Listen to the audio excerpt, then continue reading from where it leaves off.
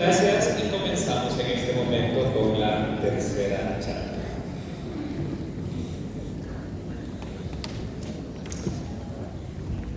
Bien, ¿todavía están vivos? Sí, y despierto.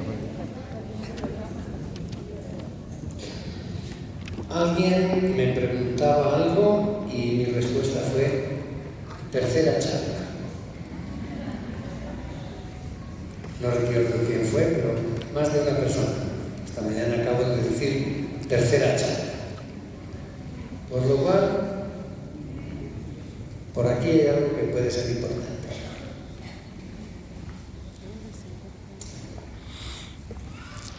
El tercer pasaje del Evangelio que les quiero proponer para la meditación está en el Evangelio de Lucas, capítulo 10, versículos 38 a 42. Lucas 10, 38, 42.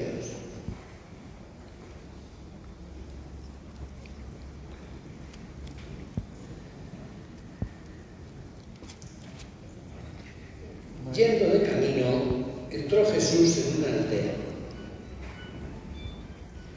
Y una mujer llamada Marta lo recibió en su casa. Esta tenía una hermana llamada María, que sentada junto a los pies del Señor, escuchaba su palabra. Marta, en cambio, andaba muy afanada con los muchos servicios, hasta que, acercándose, dijo: Señor, ¿no te importa que mi hermana me haya dejado sola para servir? Dile que me eche una mano. Respondiendo, le dijo el Señor: Marta, Marta, andas inquieta y preocupada con muchas cosas. Solo una es necesaria. María, pues, ha escogido la parte mejor y no le será quitada.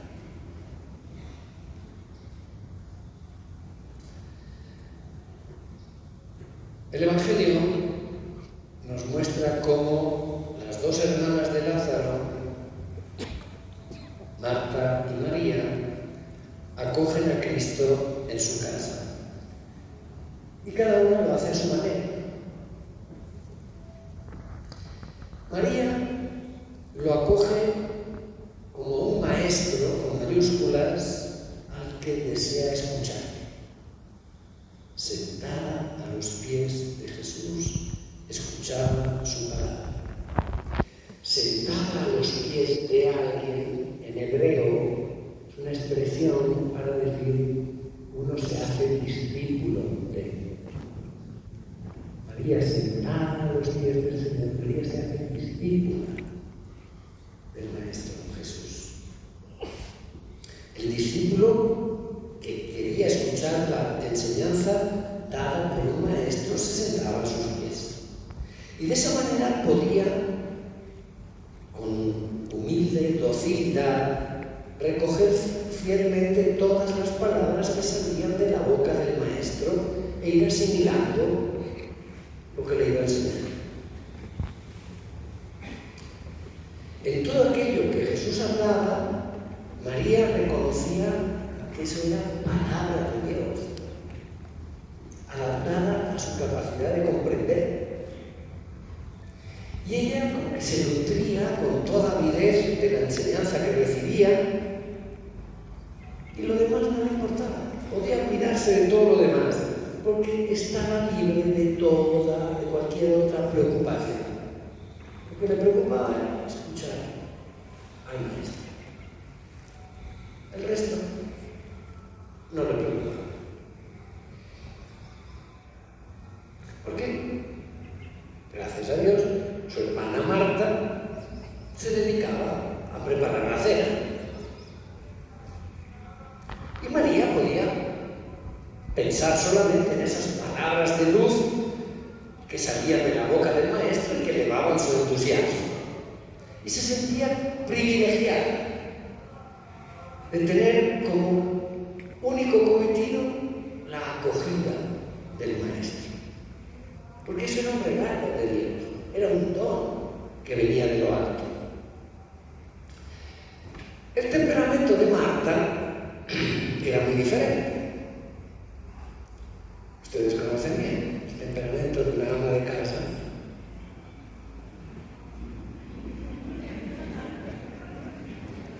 La diversidad de temperamentos existe, ¿no? Pero esa diversidad de temperamentos fue aprovechada por el plan de Dios, ya que las dos se complementaban para proporcionar a Jesús la mejor acogida en su casa. Por un lado, María, una oyente muy atenta para recoger todas las palabras que merecían ser conservadas y meditadas. Y por otro lado, con una persona que podía preparar una comida buena, digna, de un huésped tan importante como Jesús.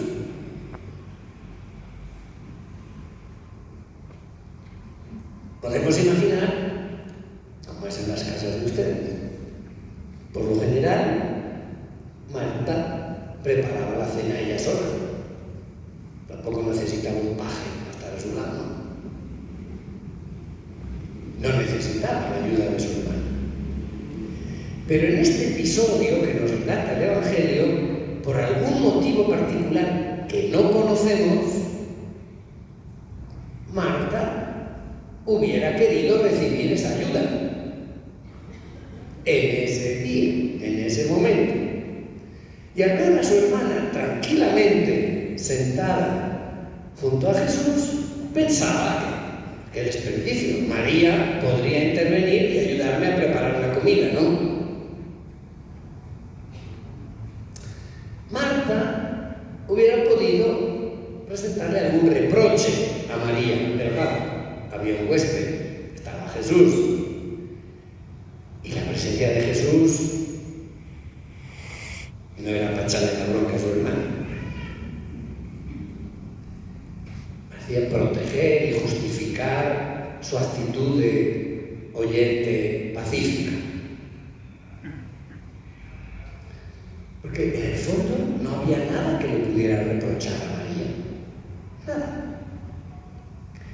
Y entonces, Marta piensa que hay una solución intermedia.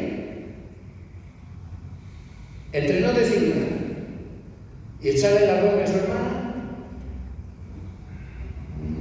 hay una solución intermedia. Dirigirse a Jesús mismo. Marta podía pedir que Jesús interviniera, porque en el fondo era él el origen de esta situación difícil. Bastaba que Jesús dijera una palabra a María y ya está. Y María le ayudaría a preparar la cena. Pero cuando Marta interviene, lo hace así como lo solemos hacer nosotros. Le salen las iras, los descontentos y pone el acento en el reproche. Le dice a Jesús: Señor, ¿no te importa que mi hermana me deje sola con el trabajo? Ya empezamos. Señor, ¿no te importa? Luego, con la autoridad de la dueña de casa que le dice a cada uno lo que tiene que hacer, dile que me ayude. ¿Se dan cuenta?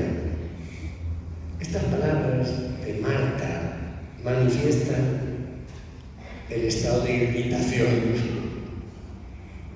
el enfado, las iras. Todo eso se había apoderado de Marta. Y todo eso la empuja a formular acusaciones que van más allá de la realidad. y hace recaer sobre el maestro, que por otra parte lo veneraba ciertamente, pero le echa la culpa a él del mal humor que venía de las circunstancias de ese encuentro con él.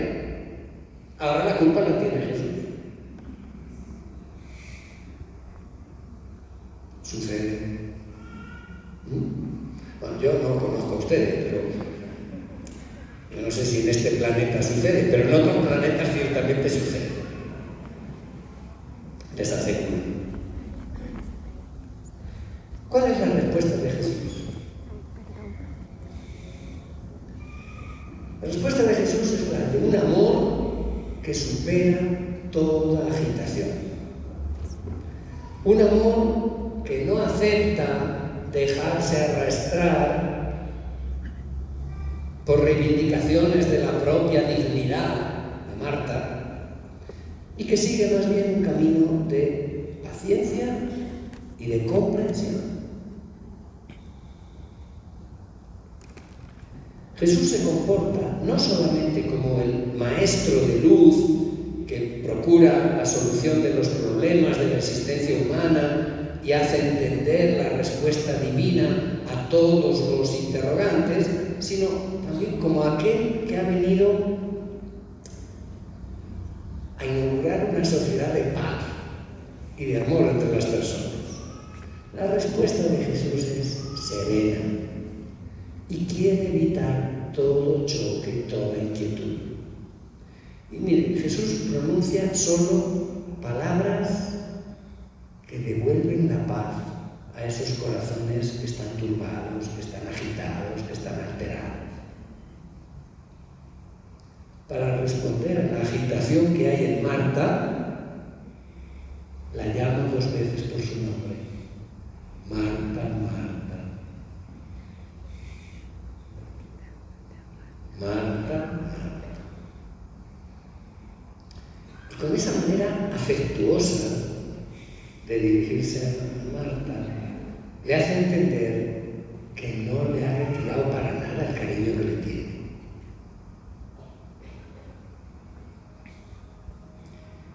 Pero Jesús no se presta para un intercambio de palabras que daría lugar a una irritación mayor, que es lo que solemos hacer.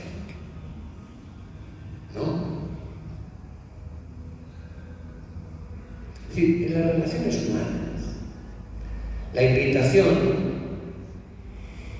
lleva consigo el peligro de suscitar una cadena de reacciones que hacen cada vez más difíciles de resolver los conflictos que se van generando, ¿no? Las respuestas de uno y de otro y del otro y del otro llevan el riesgo de reforzar las divergencias cuando deberían ayudar a superarlas. Y Jesús no acepta entrar en una conflictividad de ese tipo. Sí, a la irritación y al enojo de Marta, él no reacciona con severidad. ¿No? Su primera preocupación es recordar el contexto de amor en el que ha venido. Es el Evangelio que Jesús amaba a Lázaro, a Marta y a María, eran sus amigos. Y esa casa probablemente era su Betania, era su lugar de descanso para él. Y le sale Marta diciendo, Señor, no te importa.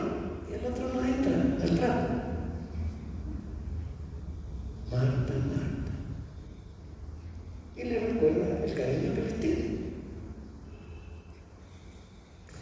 Por eso, antes que nada, él pronuncia 2 veces ese nombre, Marta, para dar testimonio de que las relaciones de amistad no están rotas. Para nada. Que esas palabras de Marta dichas en un momento de irritación no le quitan nada a la generosidad de su corazón.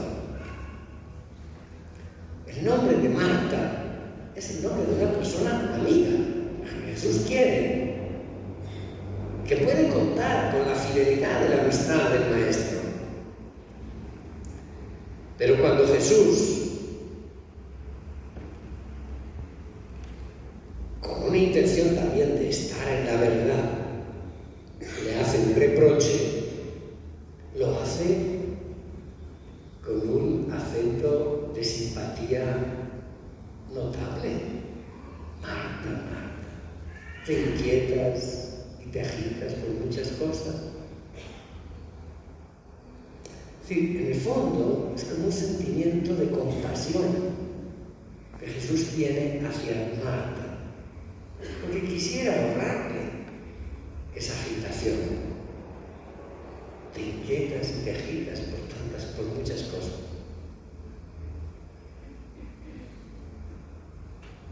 Por otro lado, hagamos un flashback, vamos a María. A María le parecía increíble tener a Jesús por una vez a ella sola. Poder escuchar con calma, en el silencio de lo que esas palabras de vida eterna que el Maestro decía, me parecía mentira. Por eso ella se sienta, se acurruca a los pies del Maestro, como todavía hoy se hace en Oriente. Marta, hemos visto, estaba toda ocupada, toda agitada. Y que en esa frase de Marta, a mí siempre me choca, que no es difícil imaginar el tonito.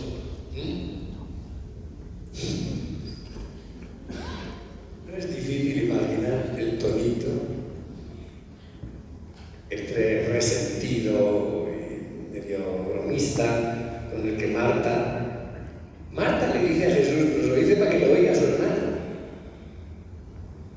Como se dice en mi tierra, eso es hablarle a la suegra para que escuche la nuera. Señor, ¿no te importa que mi hermana me haya dejado sola con el servicio? Dile que me eche una mano. Y fue en ese momento cuando Jesús pronunció una palabra que por sí sola constituye como un pequeño evangelio. Marta, Marta, andas inquieta y preocupada con muchas cosas. Solo una es necesaria. María ha escogido la parte mejor y no le será quitada. En la historia de la Iglesia ha habido quien ha visto en Marta, decir, Marta es el símbolo de la vida activa y en María es el símbolo de la vida contemplativa, y a menudo como oponiendo los dos caminos para decir al final que la vida contemplativa es superior a la vida activa. Pero un momento. Jesús no hablaba para monjes ni para monjas que no existían. Hablaba para todos los cristianos, para todos sus discípulos, entre ellos ustedes y yo. ¿Y qué le reprocha Jesús a Marta? ¿Que esté sirviendo? No, ciertamente no, porque él mismo dijo que había venido para servir. O sea que eso no se lo podía reprochar. Marta andaba muy afanada con los muchos servicios.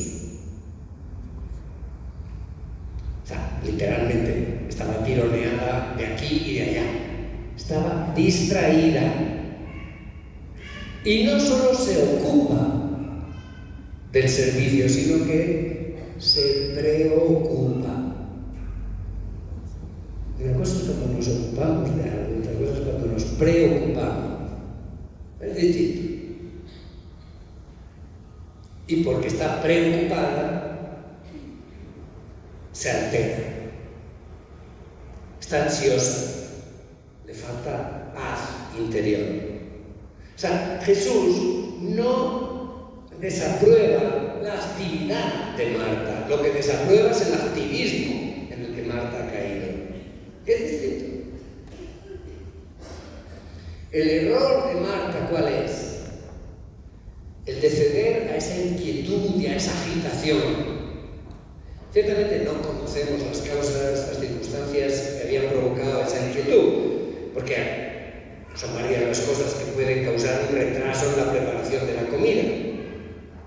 Y ese retraso realmente resultaba penoso para Marta, que como dueña de casa le daba mucha importancia a hacer las cosas bien, puntuales, y se esforzaba. Si hemos dicho que a la una es a la una, ¿no? Pero en cualquier caso tenemos que tener presente la lección dada por Jesús, porque tiene una aplicación universal para todos nosotros. Toda inquietud tiene que ser superada en la vida cristiana, lo que no nos hace bien. También nosotros estamos tentados de agitarnos con muchas cosas. Pero hay que resistir a esa tentación porque fácilmente tiraría de nosotros la serenidad. Y para precisar el significado de la posición de Jesús, se trata de evitar esa inquietud que en el fondo te hace que te repliegues sobre ti mismo. ¿Por qué? Porque eso hace que te encierres en ti mismo. Y a partir de ahí, bueno, ya el diluvio, la culpa siempre del otro, no cuentan conmigo, soy la víctima, el victimismo no suena.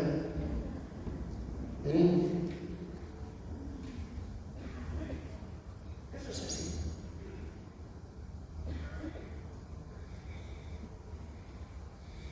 Ese sentimiento de inquietud puede nacer espontáneamente, pero podemos orientarlo en el sentido que a veces tenemos que confiar más en Dios y menos en nosotros mismos, porque no somos la medida de todas las cosas y porque Dios sabe lo que hace y porque a veces queremos enseñarle a Dios a ser Dios y Dios ya sabe, ¿no? Moral, no quieras enseñarle a Dios a ser Dios, que Él ya sabe. Punto. Eso es para ponerlo en la puerta del frigorífico. No quieras enseñarle a Dios a ser Dios, que Él ya sabe.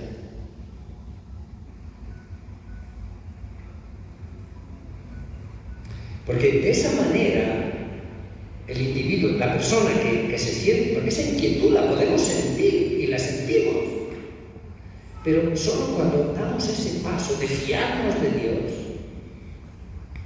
uno consigue superar ese momento y encuentra el camino para liberarse de la opresión de esa ansiedad que te oprime, que te tiene preso. Y sales de esa prisión.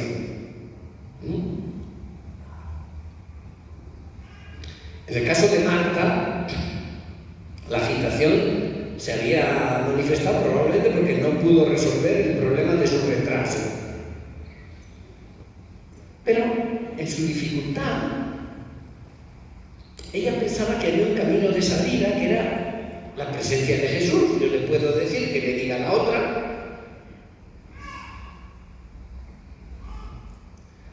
Habiendo acogido a Jesús en su casa, ella pensaba que podía contar con su simpatía para superar esas dificultades y que podía abrir sin ninguna reserva la puerta de la confianza que sin duda tenía. Marta creía en Jesús y con esa fe ella podía pensar, ahí está la solución de cualquier problema, porque había comprendido no solo que Jesús era un maestro de sabiduría, sino que también era el omnipotente, sin límites. Y a ese maestro que se había hecho tan cercano a todos y que demostraba una gran capacidad de afrontar y resolver las miserias humanas, ella le tenía un máximo de confianza, porque él invitaba a todos a que se abandonaran en las manos de Dios. Pero, el trabajo que Marta estaba haciendo la cena, ciertamente no era del todo desinteresado. ella se ocupaba no solo del Señor para asegurarse que no le faltara nada en la comida, sino también se trataba de quedar bien como anfitriones, ¿no? Se ocupaba de su reputación. ¿Y qué pasa? En este planeta, repito, no sé, pero en otros planetas pasa. Que a menudo un trabajo que hacemos, que parece que es un servicio que estamos prestando a los demás, pero en realidad es un servicio que nos estamos prestando a nosotros mismos. Y a veces muchas de las cosas que hacemos es para que digan lo buenos que somos y lo bien que lo hacemos. Es un servicio a nuestra propia imagen, para quedar bien, para ser apreciados por todos. Mira cuánto se esfuerza para ser el coordinador del grupo, no sé qué. No, yo es que hago todo por el servicio de Dios, de la Iglesia.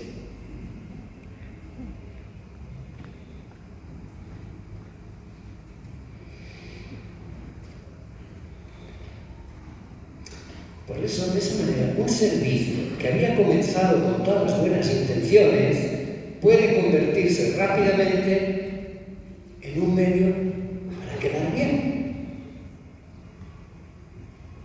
para dar buena prueba de uno mismo, o puede convertirse en un muro detrás del cual te acabas escondiendo.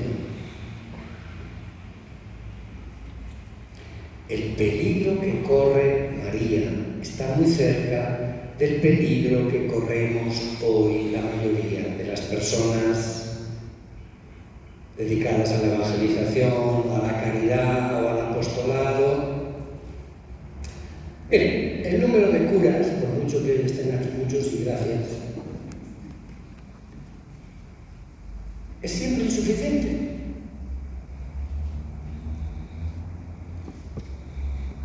Por otra parte, la conciencia de la misión de los laicos, gracias a Dios, está creciendo. Pero el volumen de las cosas que hay que hacer crece y crece.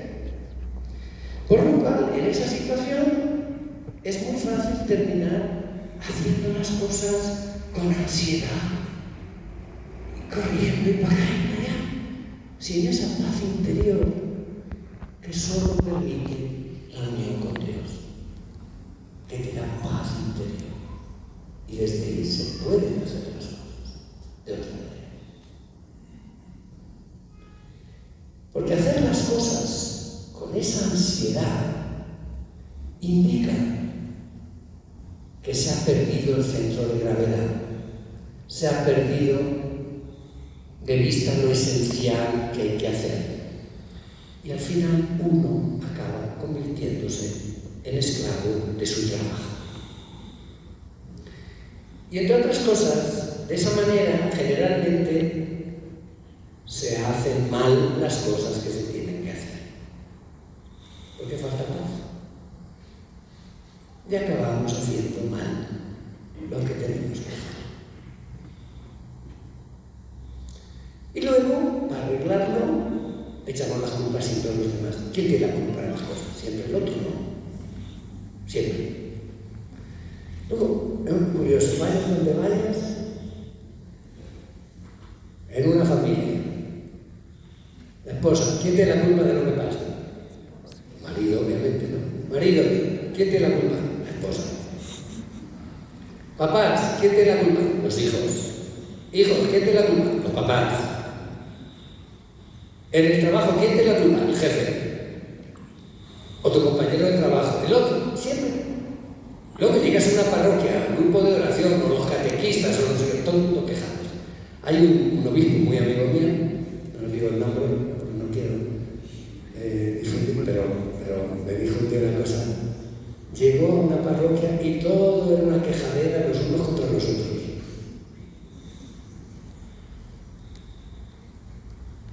Los entonces dijo, ¿saben qué?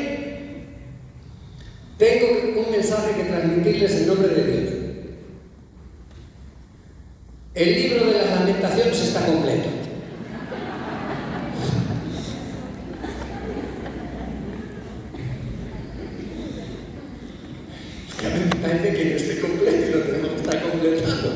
todos quejándonos de todo. ¿No? Esa es la situación que nos pasa también a nosotros. Pero miren, les voy a decir algo que puede dar una clave. Lo que Marta estaba haciendo era bueno. Era bueno. Paréntesis, cuando yo estaba en el seminario, en mi diócesis, yo soy de la diócesis de Cuenca, una diócesis pequeña cerca de Madrid, y había una señora no casada que le decíamos que era la madre de los curas, que estaba siempre muy cercana desde seminario, nos conocía a todos desde seminaristas. Y cuando llegaba el momento de las visitas pastorales del obispo y tal, pues tú te visita el obispo, me voy el día de antes, le doy una vuelta a la casa, te preparo una comida, el obispo, los otros curas de los pueblos de al lado, así. O sea, era como una madre realmente, preparaba todo. Y un día llega uno de estos, de los curas de al lado, y la ve que estaba preparando y dice: Marta, Marta, vuelves a decir Marta, Marta, otra vez te vi con esa cacerola en la cabeza. Lo que estaba haciendo Marta era bueno, estaba preparando la comida para Jesús. No le echemos culpa, era bueno. Pero la mejor manera de ser Marta es ser María. La mejor manera de hacer las cosas que tienes que hacer bien hechas es hacerlas desde el encuentro con Dios. La mejor manera de ser Marta, que hay que ser Marta, es ser María. Porque la escucha atenta de la palabra de Dios, el hábito de oración, de hablar con Dios, de la reflexión, el mirar todo desde qué es lo que Dios quiere que yo haga, el mirar todo desde el punto de vista de la eternidad que decían los padres de la Iglesia. Porque aquí, con alguien recordamos, aquí de Sevilla no nos vamos a quedar ninguno, ¿eh? No sé si hay alguien de ustedes que piensa que se va a quedar, no se va a quedar. Eso me pasa siempre en los funerales. Predico en un funeral y digo: nos vamos a morir todos. Pero todos están pesados. Nos vamos a morir todos, menos yo. Pero el ver las cosas, como decían los antiguos, sub specie eternitatis, desde el punto de vista de la eternidad, nos ayuda a no dar demasiado peso a cosas que no lo tienen. Y a darle más peso a otras cosas que quizás nosotras estamos dando. Todas esas cosas hacen que después, cuando actúas, todo eso se ve como purificado. Y todo eso nos permite descubrir y respetar las prioridades. Y todo eso nos ayuda a hacer las cosas bien hechas y hacerlas con calma. Es además el mejor sistema para hacer las cosas bien. ¿Quieres hacer las cosas mal? Hazlas deprisa. En mi tierra hay un refrán que dice: vísteme despacio que llevo prisa.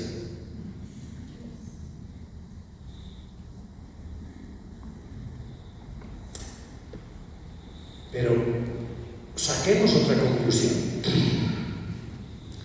Marta y María son dos aspectos que están presentes en cada persona. Tú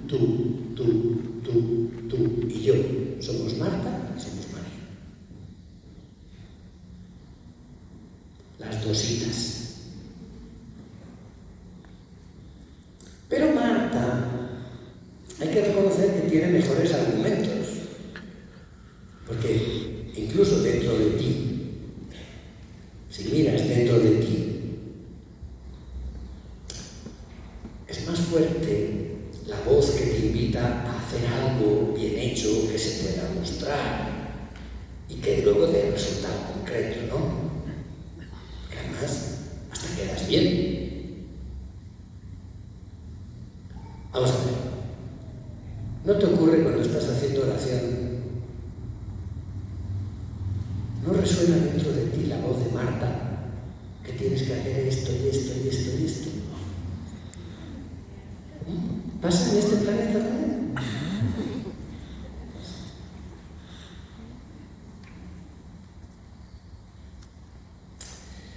También dentro de ti mismo, el Señor tiene que ponerse del lado de María para que la dejes hablar. Se lo digo con un ejemplo, con una escena. Imaginen esta escena. Un rey le dice a uno de sus sirvientes: me gustaría pasar tiempo juntos. Me gustaría que me hicieras compañía. Así, tú y yo solos. Y el criado rechazase la invitación: no, es que tengo que terminar un trabajo en casa. ¿No sería una manera de actuar de un insensato? Y sin embargo, ¿cuántas veces somos nosotros los que hacemos eso? ¿Se dan cuenta? ¿Has escuchado esa voz, ese llamado de Dios, ese llamado interior de Dios que te invita a orar o a irte delante del sagrario? Pero no la sigues esa voz porque hay que hacer esto y lo otro y lo otro. No, la oración ya la haremos después. Y el Señor se quedó allí esperándote.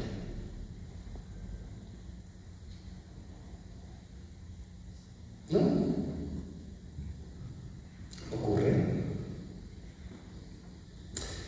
Cada una de las dos figuras, cada una de las dos vocaciones, Marta y María, tiene su propio valor, pero también tiene su riesgo. Y yo quisiera ponerles en guardia. Las personas más activas, como Marta, tienen el riesgo de la ansiedad y de estar disipados entre muchas cosas, muchas preocupaciones. Las personas más tranquilas, que tienden más a la contemplación, tienen el riesgo de la inercia y de la falta de compromiso y de perder el tiempo.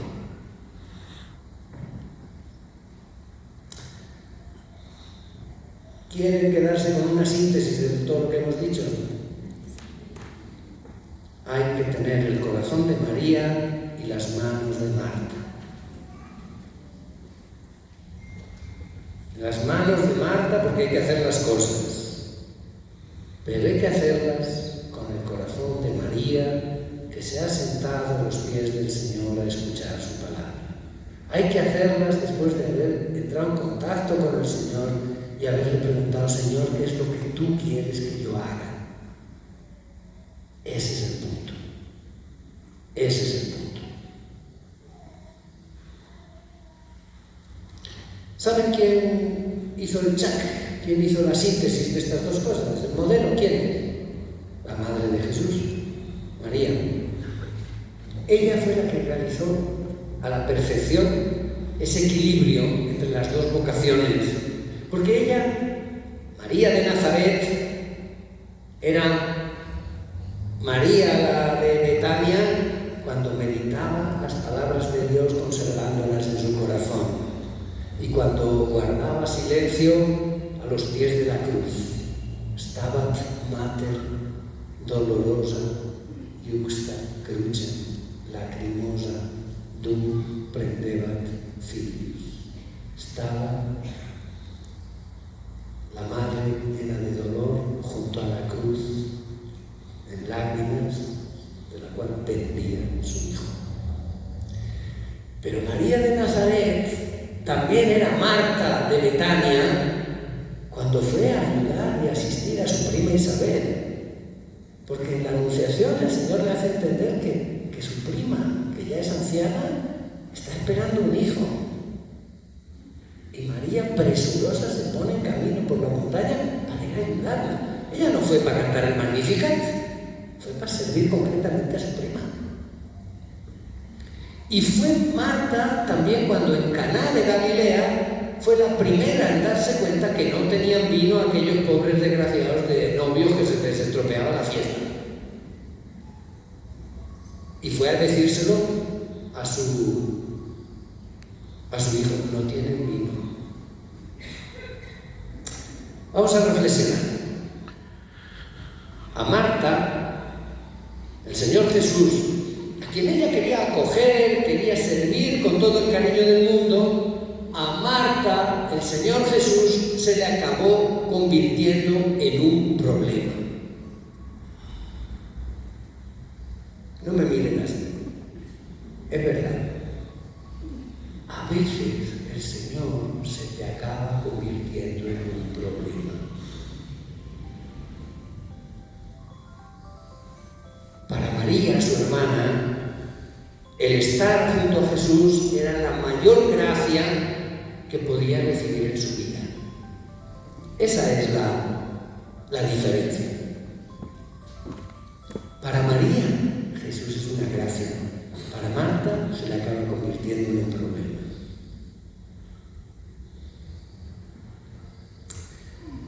Pues bien, terminemos diciendo que todos los días el Señor viene a tu casa. Todos los días tu casa es Betania, donde Él viene. ¿Cómo le tratas? ¿Cómo le tratas? ¿Encuentras tu gozo en estar con el Señor? En sentarte a sus pies, escuchando su palabra y acogiendo lo que Él te propone para vivir. O bien estás haciendo muchas cosas por Dios y por su iglesia, pero quejándote, siempre quejándonos. Y en el fondo sintiendo que el Señor se ha convertido en un peso en tu vida en vez de ser una alegría.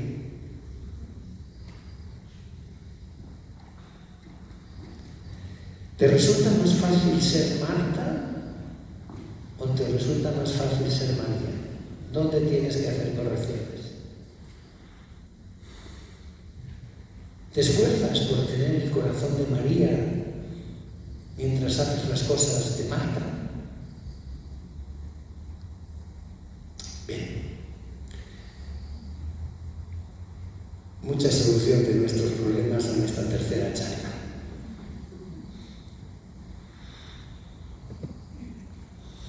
La mejor manera de ser Marta es ser María, tener el corazón de María con las manos de Marta. Y hacer las cosas partiendo del gozo de estar a los pies del Señor, escuchando su palabra. El Señor les acompañe y les ilumine. Y que de ese encuentro con Él, pregúntenle qué es lo que quiere, qué es lo que Él quiere que haya en la vida de cada uno de nosotros. Que Dios les bendiga. Amén.